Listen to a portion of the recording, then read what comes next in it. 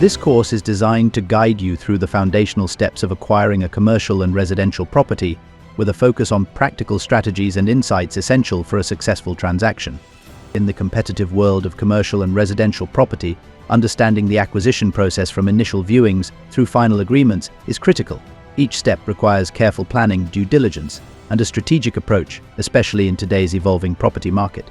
This course will take you through the essential stages, including conducting initial site assessments, understanding the value of detailed structural reports, interpreting surveyor feedback, and navigating financing procedures.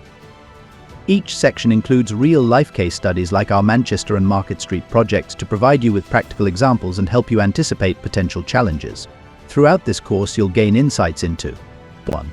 Initial property viewings, negotiation, engaging in effective site assessments and understanding negotiation tactics that set the foundation for a solid deal. 2. Structural conditional reporting, identifying potential issues that could impact the viability and cost-effectiveness of your investment. 3. Surveyor inspections, costing, learning to interpret survey findings to adjust expectations and budgets accurately. 4.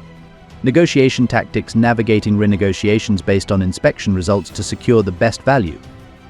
5. Finance broker engagement, understanding the financing stage and the importance of valuation in securing lending.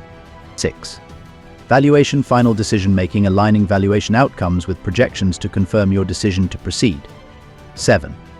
Finalizing the acquisition, completing the acquisition, preparing for the acquisition process and preparing for the development phase. With a structured approach, the content in this course is tailored to help you build confidence, mitigate risks, and ensure each acquisition phase aligns with your financial and strategic objectives. Whether you're an investor, developer, or consultant, Stage 1 of the commercial and residential property acquisition process will provide you with the essential skills and knowledge to make informed decisions and maximize your investment's potential.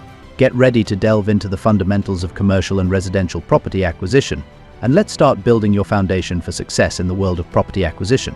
The acquisition process, Stage 1. 1.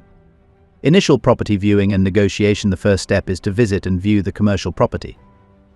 After thoroughly assessing the site and engaging in negotiations, an agreement on the purchase offer is reached between the buyer and the seller in an overview meeting with appropriate power team members, example architect, QS, builder. 2. Structural and conditional report.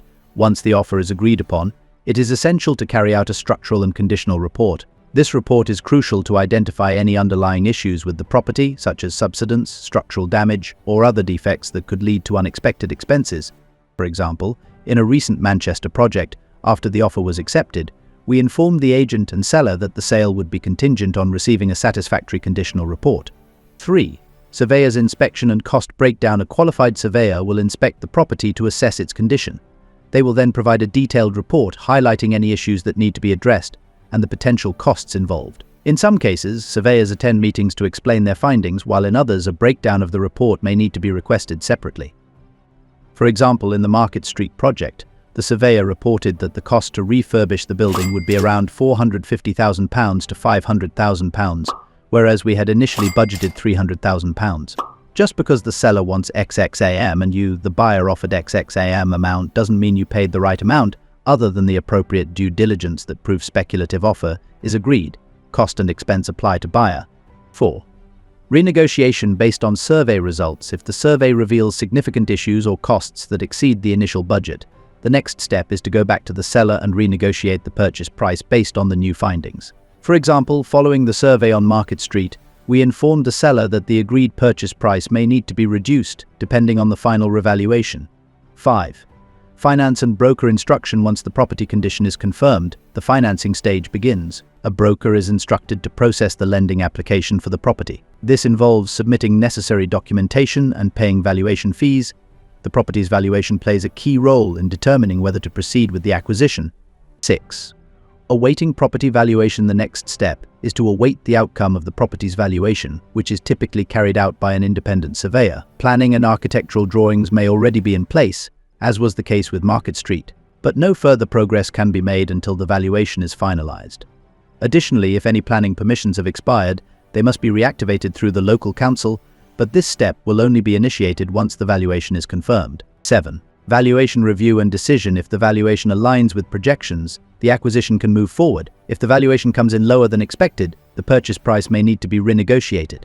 For example, on Market Street, Where the property was originally being purchased for £350,000, we indicated that we might need to renegotiate the price down by £50,000 to £75,000 due to the findings from the survey. 8. Final acquisition stage. Once any necessary renegotiations are concluded and financing is secured, the acquisition of the property is finalized. The focus then shifts to obtaining any additional permits, approvals, or planning permissions needed for development or refurbishment. This process ensures that each step is methodical, transparent, and aligned with budgetary and structural realities, safeguarding against unexpected financial risks.